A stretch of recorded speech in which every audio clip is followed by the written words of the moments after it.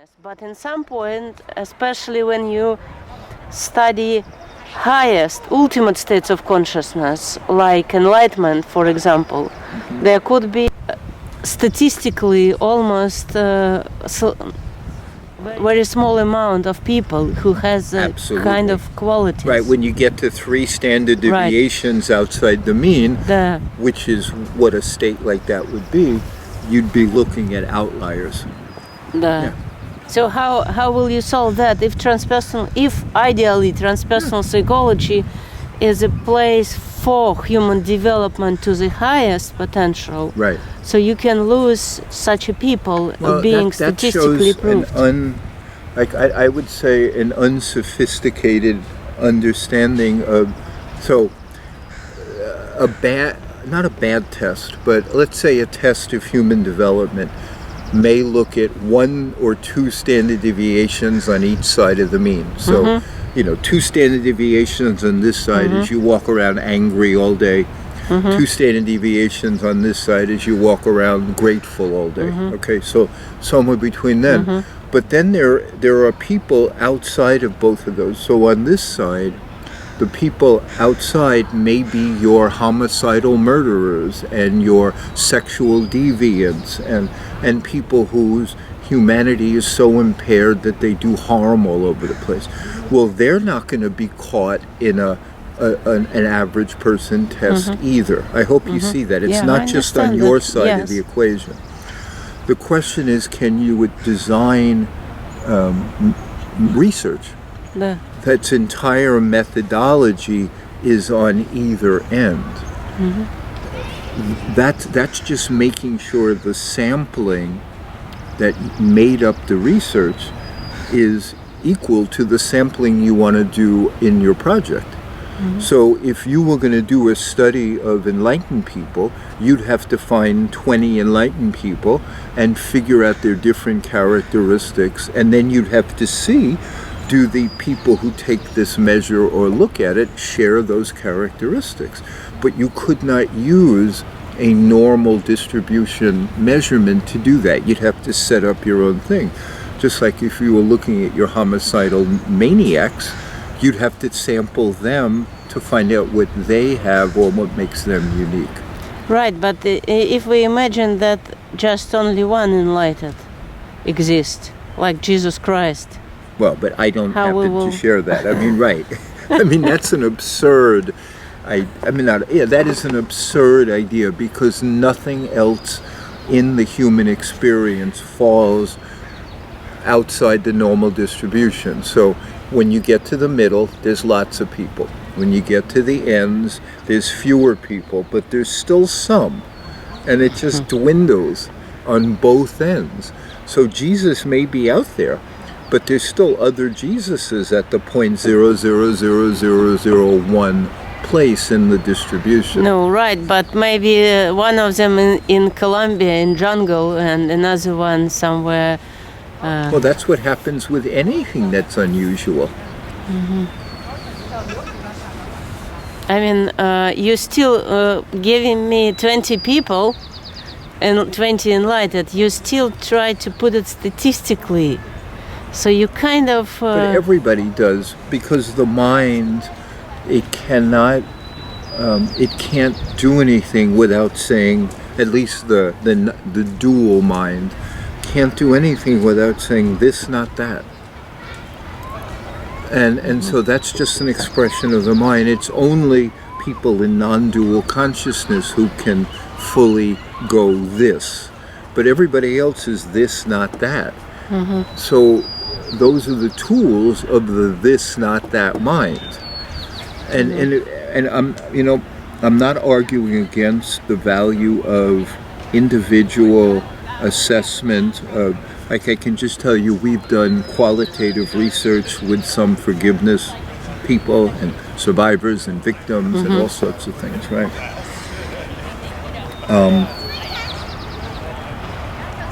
It's very rich. It gives a deep sense of what forgiveness is and is not. But it's different than, like, first of all, huge numbers is a different methodology. But second, it's much harder to ask yourself what works and doesn't work. So they have different purposes. They're not necessarily in opposition. They're just different values, propositions. Okay, tell me, what is forgiveness?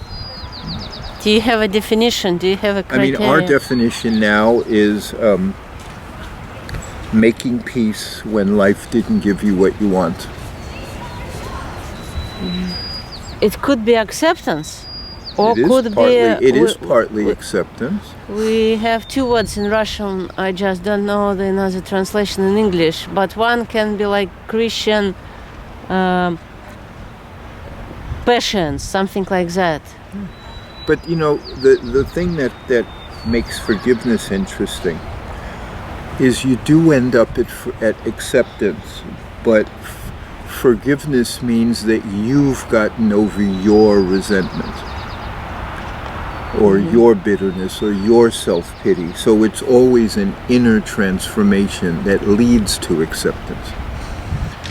So if you started with acceptance, there's no need for forgiveness. So if somebody walked here, stole my phone, you know, and I just said, hey, take it, there's nothing to forgive. The forgiveness is here. It's, I got upset, I felt angry, or I felt limited or harmed in some way, and then I resolved that inner blockage. So forgiveness is somehow coming to acceptance within the self from a self-generated reactivity. So kind of inner transformation process? That's exactly what it is. Which could be created only from inside? Sometimes it's created from outside with a sincere apology. From someone? Or sincere remorse. But often people give fake apologies, something like, I'm really sorry that you're upset. Like you're the problem. Yeah. So that doesn't help forgiveness. But it could be fake forgiveness too. I'm sorry? Could be fake forgiveness too, like, okay, you give fake You apology. know forgiveness by one, the physiologic arousal when you think and talk about something, and by the story you tell. So a person who has forgiven has no victim left in the story, has no not none, but very little resentment, and they can tell the story without their body tightening and having to blame something else for the condition of their life. So you're measuring that? Do you measuring the body reaction, or you just measuring something? You can measure stories by having them write something. We've done studies with blood pressure, but it's hard because most people's blood pressure is normal, and it's really, I mean, at least when we were doing that, it's really hard to get an accurate enough measure at that moment. Did you try to measure кожно-гальваническое напряжение? We didn't, and I know the world has improved in its measurement capacity, but after 6 or 8 studies, I was content that what we were doing worked. We experimented in different domains with different people in different situations, and that was enough. Okay. And what's the main idea of the study? So you are trying to find a method to help forgiveness? Well, we had a forgiveness methodology that we tested. And we tested it on a whole host of conditions and people and environments and situations. And? It works. But I mean, forgiveness is one of those things which is dramatically under-researched. And just about any study that does any legitimate look at it finds that it's helpful. And that's not rocket science, because if you can get people to go from pissed off and full of self-pity to more calmness, of course they're going to do better. And do you agree that then more human being is developed, then easy he will forgive. Absolutely. Even though, for whatever reason, forgiveness is really challenging. And like I've gone into like places where people have long meditation practices and many churches or my own self, and it sticks. It's like in the academic world of the virtues kind of thing. Forgiveness is considered like the graduate school. You know, gratitude is easier to cultivate, compassion is easier to cultivate, mindfulness is easier to cultivate. Forgiveness is the next level. Do you have something higher? What do you mean? I mean the virtue which would be the higher than forgiveness. I mean, I can tell you some that I think another one or two that might be equal to forgiveness would be generosity and maybe humility. The like compassion, gratitude, those have, many of them carry a strong ego with them. So I. Forgiveness is some transcendence of the I. Generosity is some transcendence of the I. Maybe awe is some transcendence of the I. So those are higher qualities than I'm mindful. Even though I'm not minimizing mindfulness, I'm just, the ones that you have to leave a piece of your ego behind, those are the ones that people really struggle with. And in general, if we will see the human being development like in some linear way, according to Maslow, like this, or, you know? yeah, that's true, that's more correct. But if we will try to see it's like that, so will your methodology of forgiveness ideally help this whole personal growth? I don't know. You don't? Okay. I do know though that lack of forgiveness is an obstacle to people's happiness, and lack of forgiveness is an obstacle to people's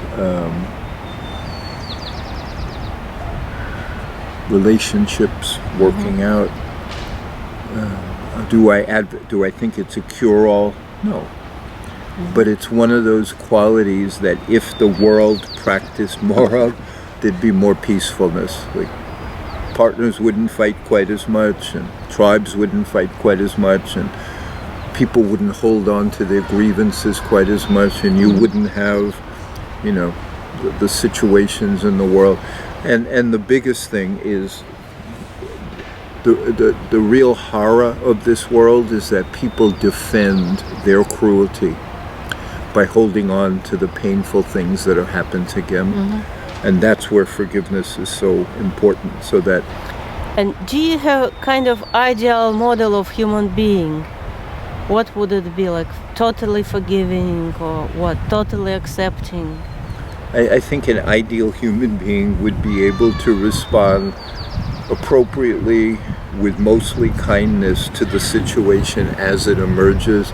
I don't know that it's a model, but it's a kind of fluid relationship between inside and outside, where the data is processed with as little prejudice from the past and as little like hostility towards the future as is needed.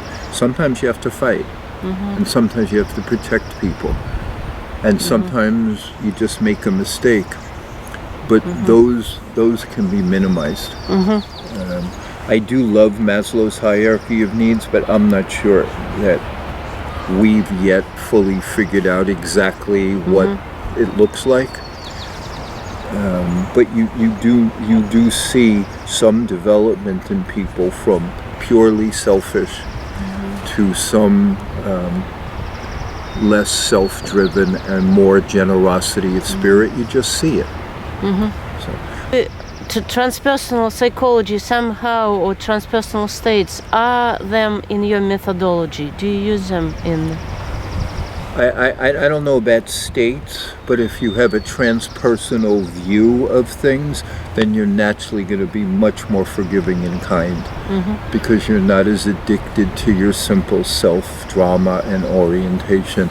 Once you see that at least other people's point of view matter, and that this is a big world, and lots of things happen to lots of people throughout history, and that there's all sorts of ways to respond to things that are not just self-dominated.